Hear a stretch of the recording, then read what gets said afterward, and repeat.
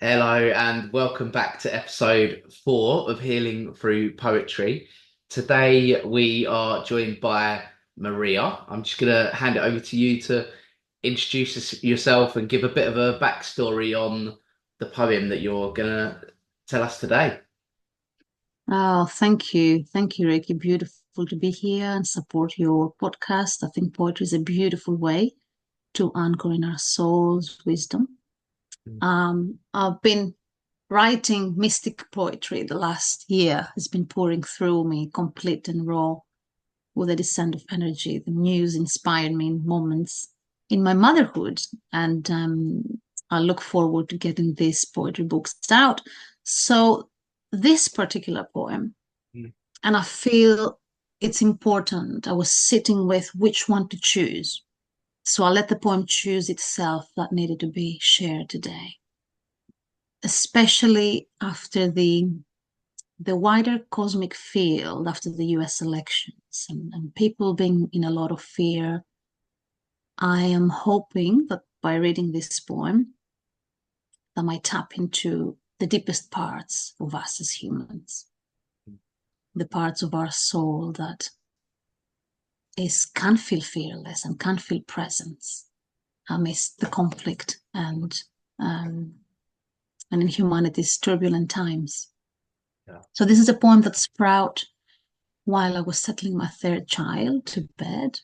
So she was in her cot and I was holding her hand. And as I often have done, and I know I'm not the only parent or person that experiences this, I was grieving. I was in deep acute grief about the war that's happening in the world and really contemplating deeply my role as a human, as a mom, Mm. raising three kids amidst this global crisis and the suffering that we're witnessing in the world. So she was drinking her milk and I was holding her hand.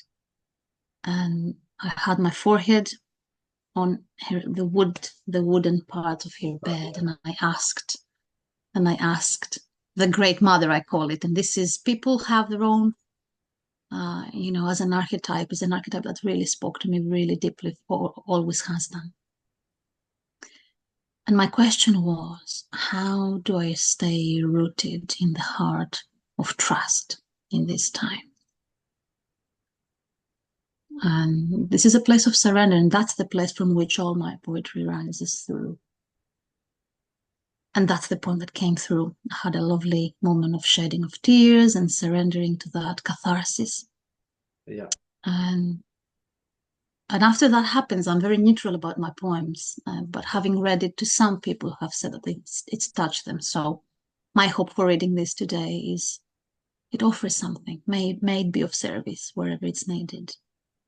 Well, I'm really looking forward to hearing your poem. So I'll hand it over to you for your poem. So the title is The Great Mother's Wisdom.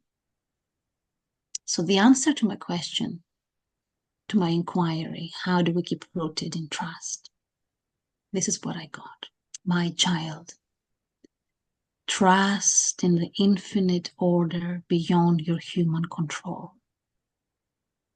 Just before any birth, a mother feels excitement, fear, panic, or even nostalgia for the loss of your single life freedom.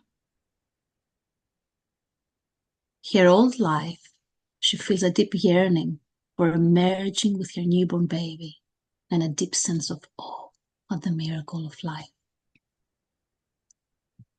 We are at this point in humanity. The uterus was expanded enough, the first crack marks on my universal womb are appearing already. Contractions are coming sharp and fast at the dawn of the birth of my new earth child.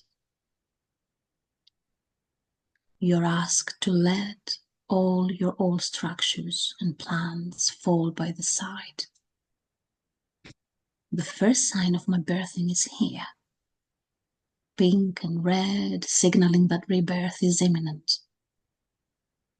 And though this is an ancient knowing in my eternal veins, I need you all midwives of the soul for this baby to arrive. My waters have broken. and I flood you with tears of pain and salvation. All you're called to do is to simply trust in the new life that has been divinely perfected to arrive. And it's unfurling within you too. You go to surrender, my child, and mount the contractions that are arising out of my womb with courage and deep presence. You will need to gather in a village and hold hands with each other as you celebrate the shared birth of beingness. Your mission as humanity is to prepare the ground so you catch this baby with your own bare hands. The umbilical cord will always unite you with this existence. I will forever be your mother, and you're forever loved and cherished. That was beautiful. Can really hear that connection between mother and child throughout that, and in quite an intimate way to put it across as well. It's really refreshing and nice to hear.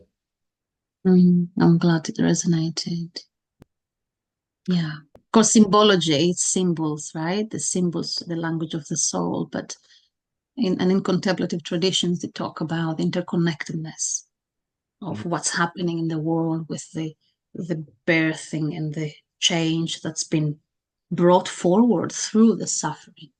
Mm. The challenge is, will we keep rooted in love and trust, or will we buy into fear and division?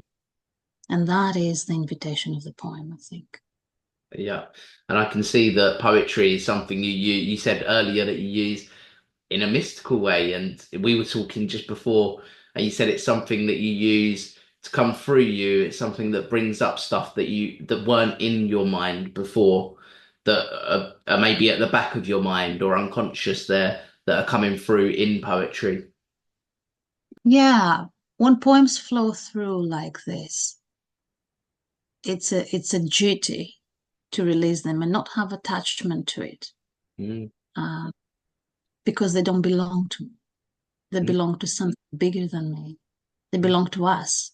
I feel mystical poetry, especially, but all poems are coming from the same source, are the distilled wisdom yeah. of our unconscious. Mm, Um, so it's here for us to serve a purpose, to communicate a shared language of understanding, yeah. all of us, and to unite through art I really together. felt that when you said to release, it's almost getting that out there is important. Yeah. As a therapist, that getting those words out and getting that out to help the self-awareness, but also to release it, as you just said, is quite a Yeah. feeling. Well, it's like a birthing for me. It feels like a birthing. If I don't do that, it eats away at me. It doesn't want to come out for any other reason but for the joy of being out Mm, and for the joy of expression. So that kind of poetry is rooted from on a very soul place. I don't sit down to write poetry. I didn't intend to write mm, poetry.